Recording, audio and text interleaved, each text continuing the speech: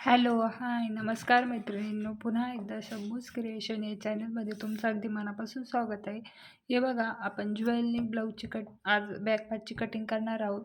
तर हे बघा, हे मेजरमेंट घेतले. ब्लाऊजची उंची आहे 16, फुल शोल्डर आहे 15, छाती 33.5 आहे, कमर 29 आहे, शोल्डर टू अपेक्स 9.5 आहे, अपेक्स टू अपेक्स 7 आहे. पुढचा गळा नाही लागणार आहे आपल्याला. तयार शोल्डर 2 इंच आहे, नेक राऊंड 13 इंच आहे. तर हे बघा, हे ड्राफ्टिंग करून घेतलं मी. प्रिन्सेस कटमध्ये ज्वेल नेक बनवणार आहे. तर पुढचा पार्टला आपला पॅक असणार आहे, म्हणजे आय हुक पट्टी बॅक पार्टला असणार आहे. हे बघा, आय हुक पट्टी तुम्हाला पाहिजे तुम्ही पुढच्या याला देखील घेऊ शकता, पण मी मागच्या याला ठेवली आहे. तर चला आपण आता ड्राफ्टिंग बघू. ह्याच मापांवरून आपण ब्लाऊजची कटिंग करणार आहोत. तर हे बघा, इथं आपण एक सरळ लाईन देऊन घेऊ.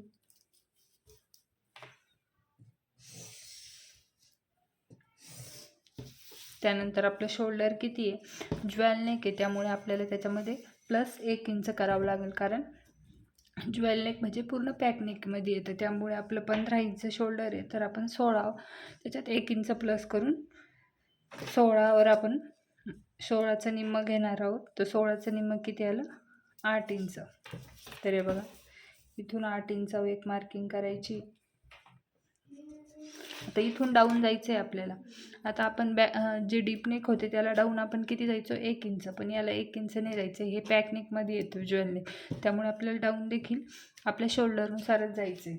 तर आपलं शोल्डर किती आहे, म्हणजे पहिले 15 होतं, त्याच्यात 1 इंच प्लस करून 16 आहे. तर हे बघा, 16 कुठं आलं आहे, बघा हा चार्ट आहे, पॅक नेक शोल्डर डाऊन. तर हे बघा, फुल शोल्डर आहे इथं आणि शोल्डर डाऊन आहे. तर हे बघा, इथं तुमचं ज्या लाईनमध्ये येत असेल ते लाईनमधलं घ्यायचं आहे. तर हे बघा, आपण 15 होतं, त्याच्यामध्ये 1 इंच प्लस करून 16 आला आहे. तर शोल्डर डाऊन किती आहे, 1.75. तर इथं आपण किती घेणार आहे, इथून शोल्डर डाऊन 1.25 म्हणजे 1.75. त्यानंतर बघा, आपण इथं गळा रुंदी रेग्युलरला 2.5 इंच घ्यायचो. आता 2.5 इंच नाही घ्यायची, तर किती घ्यायची, आपला नेक राऊंड आहे 13 इंच. 13, ते हे बघा 13 इंच शोल्डर आहे, त्याला भागिले 5 करायचं आहे. शोल्डर नाही, सॉरी, आपलं नेक राऊंड 13 इंच आहे आणि त्याला भागिले 5 करायचं आहे. तर खाली किती आलं, 2.6. तर इथून आपल्याला गळा रुंदी घ्यायची 2.6, म्हणजे 2.5 इंचाच्या वरती एक लाईन. हे बघा इथं. आता आपण ही मार्किंग जोडून घेऊ.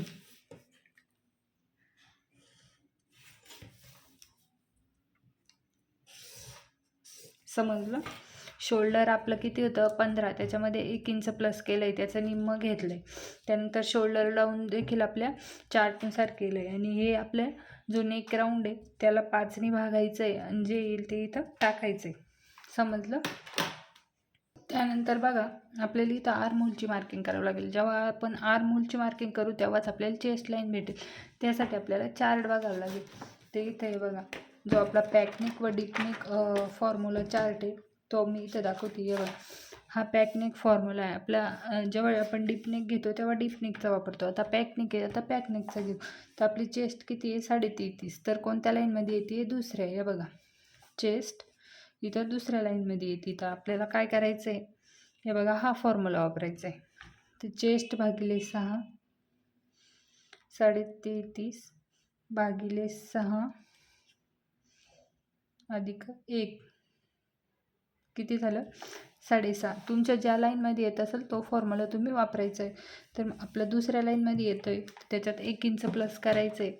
तर आपण आता 6.5 मार्किंग करणार आहे. इथून खाली आपल्याला डाऊन 6.5 मार्किंग करायची आहे. बघा,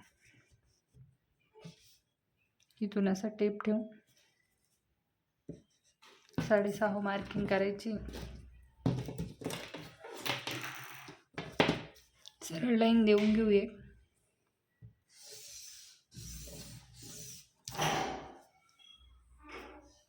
तर हे बघा, आपण चेस्ट लाईन आखली आहे. आता हा बॅक पार्ट आहे, तर बॅक पार्टला कंपल्सरी, म्हणजे बॅक असो का फ्रंट असो, बॅक नेक असल्यावर आपल्याला लुझिंग द्यायचीच आहे. तर लुझिंग किती देणार आहे आपण, 2.5 इंच. किती लुझिंग देणार आहे, 2.5 इंच. तर आपली चेस्ट किती आहे, कंपल्सरी लुझिंग द्यायची, कारण पॅक नेक असल्यावर लुझिंग द्यावाच लागते. नाही, हे बघा 33.5 अधिक 33.5 अधिक 2.5 किती झालं 36, तर भागिले 4 करायचं आहे, किती आलं 9 इंच. तर हे बघा इथून असं टेप ठेवायचं आहे, 9 इंच मार्किंग करायची. त्याच्यानंतर पुढे शिलाई मार्जिन घेते मी 2 इंच, समजलं. त्यानंतर बघा आपल्याला लेंथची मार्किंग करायची, म्हणजे ब्लाऊजच्या उंचीची मार्किंग करायची. तर ती बॅक पार्टची आपण कशी घेतो, स्ट्रेट लाईनपासून घेतो, आणि फ्रंटची कशी घेतो, जी तिरपी क्रॉस लाईन असते तशी घेतो, तिचं सेंटर काढून. तर हे बघा इथे मी असा टेप ठेवते. उंची किती आपली 16, त्याच्यात 1 इंच प्लस करते मी, 17वं मार्किंग केलं. त्यानंतर आपण सरळ लाईन देऊन घेऊ, सरळ लाईन देऊन घेतली. त्यानंतर आपलं कमर किती आहे, कमरमध्ये काही ॲड करायची नाही, लुझिंग जशी आहे तशीच घ्यायची. तर आपली कमर आहे 29, तिला डायरेक्ट डिवाईड 4 करू आपण. तर खाली किती उरलं 7.25, तर 7.25 मार्किंग करायची कमरची. कमरमध्ये लुझिंग द्यायची नाही आहे. आता पॅकनेक आहे, पॅकनेक असल्यामुळे आपण टक्स बॅकला घेणार नाही. तुम्हाला पाहिजे तुम्ही घेऊ शकता, मी पॅकनेकला टक्स घेत नाही, फक्त डीपनेकला घेते. तर पुढे शिलाई मार्जिन घेते 2 इंच. तर आपण ही मार्किंग जोडून घेऊ, आतमधल्या लाईनला, बाहेरच्या लाईनला.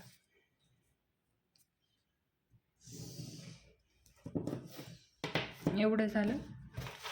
आता आपल्याला आर्महोलची मार्किंग करायची. हे बघा आता आर्महोलची मार्किंग करायची. तर आपल्याला आपण पॅकनेक असल्यावर आपलं म्हणजे शोल्डर मायनस होत नाही, आपण डीपनेकला शोल्डर मायनस करतो, पॅकनेकला करत नाही. आता इथं बघा किती आपलं 8 इंच आहे, अगोदर मध्य काढून घेऊ.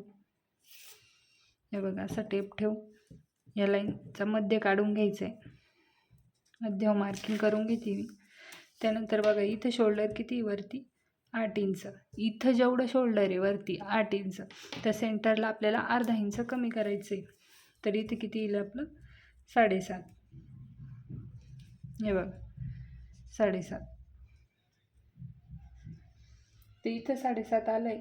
तर इथं देखील आपण छातीच्या लाईनवर 7.5च घेऊ.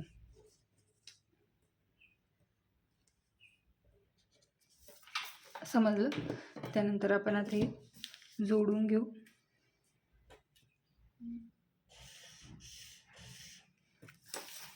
त्यानंतर बघा इथून क्रॉसमध्ये मार्किंग करायची. आता इथून आपल्याला क्रॉसमध्ये मार्किंग करायची, तर ती कशी करायची. आता हा बॅक पार्ट आहे.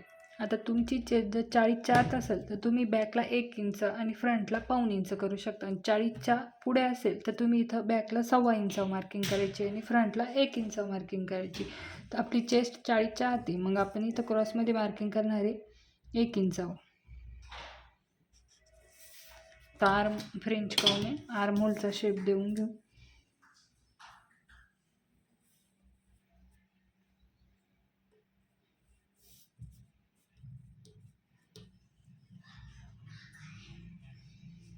जसं सेट होतोय तसं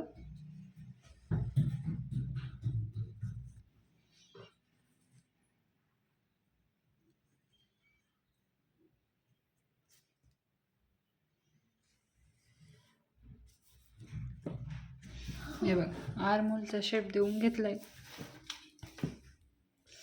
तर हे बघा एवढी मार्किंग झाली आहे. आता आपण गळ्याची मार्किंग करणार आहे. तर गळ्यासाठी कंपल्सरी तुमची कोणती पण साईज असू द्या, जर जास्तच प्लस असेल तर फक्त तुम्ही 0.25 म्हणजे आता इथं आपण गळ्याची साईज घेणार आहे, म्हणजे मागच्या गळ्याची 1 इंच घेणार आहे. लईत लई 1 किंवा 1.25 इंचापर्यंत घेऊ शकतो, त्याच्या पुढे घ्यायची नाही, कारण जास्त घेतलं तर ते ब्लाऊज म्हणजे व्यवस्थित वाटत नाही. ज्वेल नेक हे पॅक नेकमध्ये असतं, त्यामुळे ते व्यवस्थित जास्ती म्हणजे डीप घ्यायचं नाही. तर आपण इथून आता गळ्याची विड्थ घेणार आहे 1 इंच. हे बघ, ते इथे किती आलंय आपलं 2.5, तर इथं पण 2.5च घेणार आहे. बॉक्स बनवून घेते मी.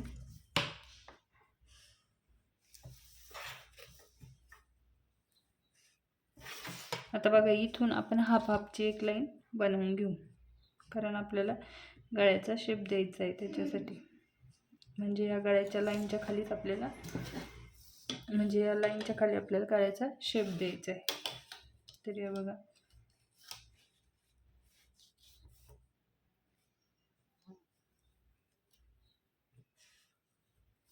हे बघा, म्हणजे ही जी आपण डॉट डॉटची लाईन बनवली आहे त्याच्या खाली गळ्याचा शेप द्यायचा आहे.